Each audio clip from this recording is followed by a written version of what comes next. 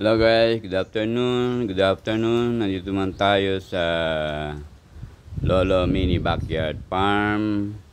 At bibigyan natin ng update ang ating organic lemon tree na nasa plastic container. No?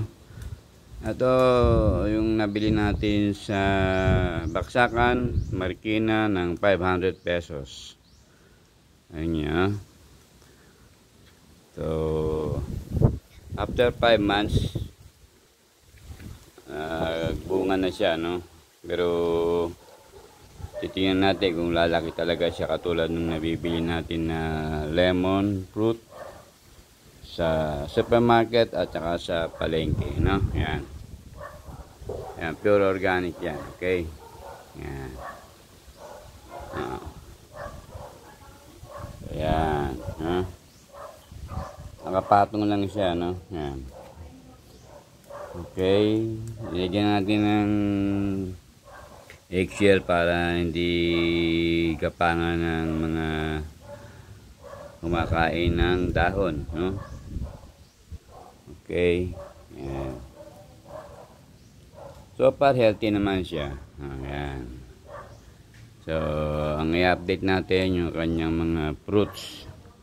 Meron siyang 4 na grupo na fruits, no? Ito yung pinaka unang grupo. Yan. Yan. Ha? Dalawa yung nabawas na dry. So, ang naiwan ilan na lang. 2, 4, 6, 7. Okay? Ito ang unang-una, no? Tingnan natin. Sana lumaki siya. Okay? Diba? Ewan ko kung ganito ba talaga ang ano ng lemon. Yan siguro. Ayan ang ano kasi nung binili natin to, isa-isa lang yung bunga pero hindi naman naglumaki na dry. Yeah? Okay, so ang second group ito. Ayan. Ito yung second group. Ilan to? 2, 4, 6, 8, 10, 12, 14, 15 siguro to. Huh? So, titignan natin kung malaki nga itong sabay-sabay o ano. Okay? Bigyan natin ng update to after 2 weeks siguro. Okay?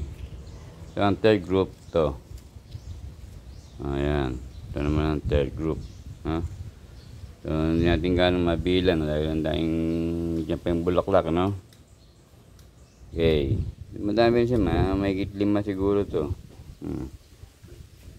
Okay. So, ang pang-4 na grupo, ito. Ayan. Bulaklak pa. Okay. So, ang bilang ko dito nung dati, 7 Okay guys, so yan ang update, ano?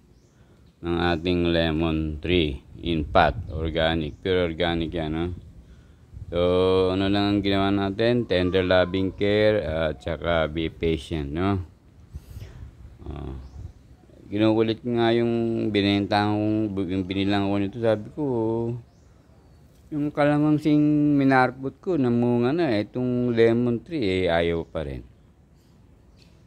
Sabi niya, palitan ko raw ng lupa. Organic naman yung ano, lagyan ko daw ng artificial fertilizer. Sabi ko, ayoko. So ano ang nabagong application natin sa kanya is nispray natin ng foliar, yung onion fermented fruit juice. At saka dinidiligan natin ng rice wash water. So, siguro naging acidic siya.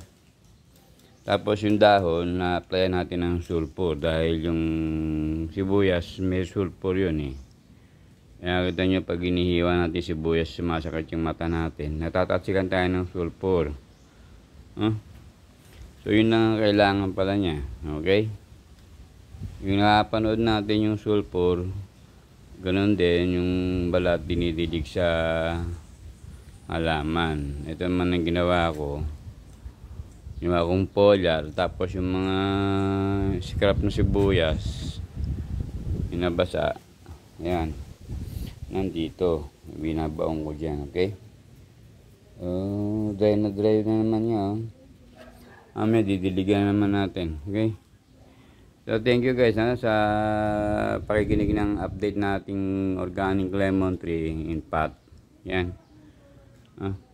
Yan natin kung lalaki pa siya at kung magkakaroon pa siya ng another group of blossom. Okay? Yan natin. So ang plano ko dyan, nakalimutan ko, lalagyan natin ng brace yan dito. Lulundo yan kung sakasakaling matuloy ito eh. Ang dami niya So plano ko lagyan natin ng stick dito, nakatayo, nakatali doon yung stick, tapos nakabitin to.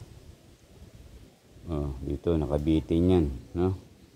Yan, nakabitin yan, nakatali yan doon sa stick. Ito. Para hindi lumundo ito, hindi masira. So yun ang gagawin natin, ng trellis. Okay? Okay guys, no? Thank you kay Lord, no? Binigyan niya tayo ng lemon fruit. Kasama sa prayer natin tong mga lemon tree natin na to eh. Okay? Pure organic lang yan wala tayong artificial fertilizer na ginagamit yan. Okay? Yan, sana nagkaroon ulit ng grupong bunga. Sorry. Okay, thank you guys. See you next update.